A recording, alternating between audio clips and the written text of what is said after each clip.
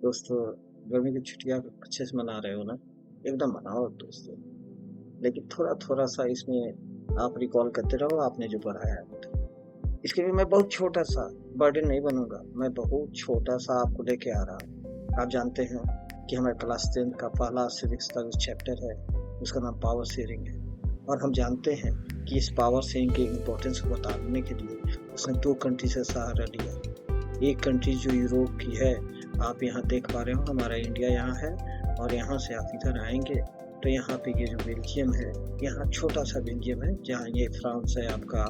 इधर आ जाइए तो आपको नीदरलैंड आ जाएगा, इधर जर्मनी आ जाएगा, यहाँ पे लग्जमबर्ग है। इसके बाउंड्री से सराउंडेड है, ठीक है। ये तो इंग्लिश चैनल वगैरह है। और दूसरी कंट्री जो है सो हमारे इंडिया के नीचे श्रीलंका। ये दो का एग्जाम्पल दिया।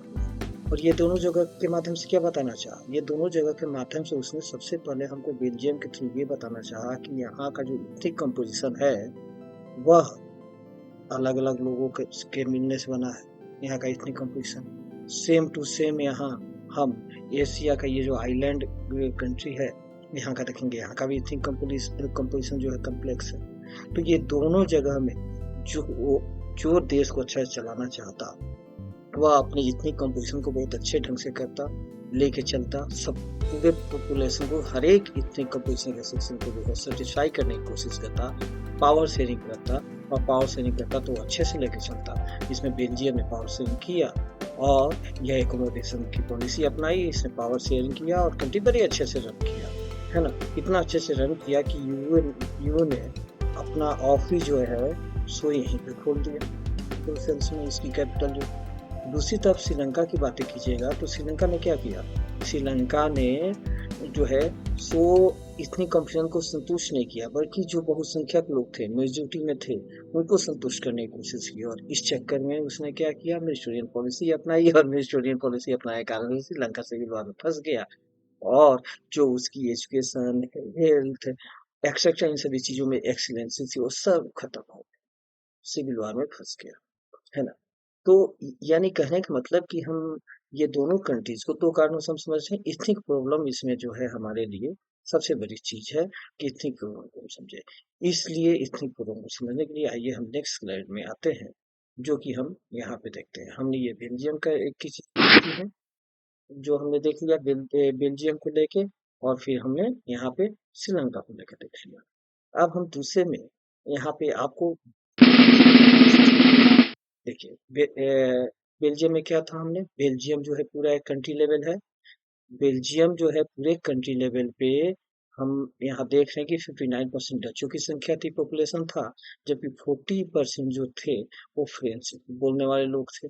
1% जो है वह जर्मन बोलने वाले लोग थे। यानी 59% डच स्पीकिंग पॉपुलेशन थी, 40% फ्रेंच स्पीकिंग पॉपुलेशन थी, और 1% जो है जर्मन पॉपुलेशन थी। अब बताओ भाई कि अगर यहाँ के अनुसार गवर्नमेंट को बनाया जाता तो गवर्नमेंट में अगर मिनिस्टोरियल पॉलिसी या इलेक्शन के थ्रू ही लिया जाता तो किसकी जनसंख्या ज्यादा होती, ये डच वालों की संख्या ज्यादा होती। हो सकता था वो कुछ रूल ऐसे बनाते कि जो फ्रेंच वालों को पसंद नहीं आता। लेकिन दूसरी तरफ इसका एक कैपिटल की बातें कर लो, जो बेल्जियम के बीच में एक ब्रुसेल्स है सेंटर में, जो वहाँ की बेल्जियम की कैपिटल है। जैसे इंडिया की कैपिटल न्यू दिल्ली है, वैसे बेल्जियम की कैपिटल ब्रुसेल्स है। तो ब्रुसेल्स की बातें करिए तो वहाँ का कंपोजिशन सीधे उल्टा था। यानी कहें कि 80% जो थे ब्रुसेल्स में रहने वाले लोग वो फ्रेंच स्पीकिंग पीपुल थे, और जबकि 20% जो लोग थे वो डच स्पीकिंग पीपुल थे। क्या हमने देखा, हमने देखा कि पूरे कंट्री लेवल पे हम देखें तो 59% यानी मेजोरिटी किसकी थी, डच बोलने वालों की। और ब्रुसेल्स में मेजोरिटी किसकी, 80% फ्रेंच बोलने वालों की। माइनॉरिटी पूरे कंट्री लेवल पे किसकी है, डच ये फ्रेंच बोलने वालों की कंट्री लेवल पे। और जबकि यहाँ पे आते हैं तो माइनॉरिटी किसकी है, डच बोलने वालों की। यानी यहाँ का उल्टा सीधे यहाँ हो जाता है। इस कंडीशन में इस कंडीशन में एक बैलेंस बनाने की जरूरत थी। और इसके लिए यहाँ के लोगों ने बेल्जियम मॉडल को अपनाया। बेल्जियम मॉडल अपनाया, जो कि बेल्जियम मॉडल जो है काफी अच्छे से लेके चला, है ना। और यह कंट्री जो है पीसफुली चली और पूरे वर्ल्ड में अपना अच्छा रैंक रखी। इसी कारण से यूरोपियन यूनियन जब बना तो यूरोपियन यूनियन ने अपने हेड क्वार्टर के रूप में यहाँ की कैपिटल जो ब्रुसेल्स है वहां पे अपना ऑफिस खोला। तो आपको आज ग्रुप में जो है ये लिख के देना है कि बेल्जियम मॉडल क्या, एक्सप्लेन द बेल्जियम मॉडल, ये सब आप लिख के देंगे। अब आइए दूसरी तरफ हम श्रीलंका के बारे में। श्रीलंका में क्या है, श्रीलंका में आपने देखा है कि 74% जो लोग हैं, 74% बोलने वाले जो लोग हैं, 74% जो बोलने स्पीकिंग पीपुल है, वह कौन से स्पीकिंग पीपुल है, वह सिंहाला बोलते हैं।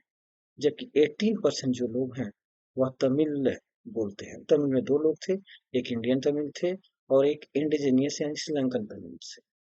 18% श्रीलंकन तमिल थे और 74% सिंहाला स्पीकिंग पीपुल थे। अब इन लोगों ने बेल्जियम में जैसे इन लोगों ने अपनाया था, यहाँ पे इन्होंने कौन सी चीजें अपनाई थी, यहाँ इन्होंने एकोमोडेशन पॉलिसी अपनाई थी। लेकिन ये श्रीलंकन लोगों ने इसका डिफरेंट पाथ यूज किया। डिफरेंट पाथ यूज किया यानी एकोमोडेशन जो है, एकोमोडेशन की पॉलिसी नहीं अपनाई, इन्होंने मेजिटोरियन की पॉलिसी अपनाई। यानी मेजिटोरियन पॉलिसी मतलब जो बहुसंख्यक हैं, जो ज्यादा संख्या में है, उसके विल के अनुसार इन्होंने काम करना शुरू किया, उसको सटिस्फाई करना शुरू किया। यानी जो भी यहाँ पे फैसले लिए गए, जो भी चीजें की गई, वो सभी चीजें सिंहाला पीपल को ध्यान में रखते हुए की गई है ना, जो कि 74% में थे। जबकि 18% वाले जो लोग थे उनको पूरी तरह से इग्नोर किया गया, जिसके कारण से ये अपने आप को एलिनेट यानी कटा हुआ महसूस करने लगे। और फिर उन लोगों ने अपना दूसरा पाथ चुना, जो कि कंट्री के लिए काफी डिजास्टर्स हुआ, काफी कंट्री के लिए काफी डिस्ट्रक्टिव हुआ। और इस ढंग से कंट्री जो है सिविल वार में आ गई और कंट्री ने अपना सारा एक्सीलेंस खो दिया। Okay, thank you.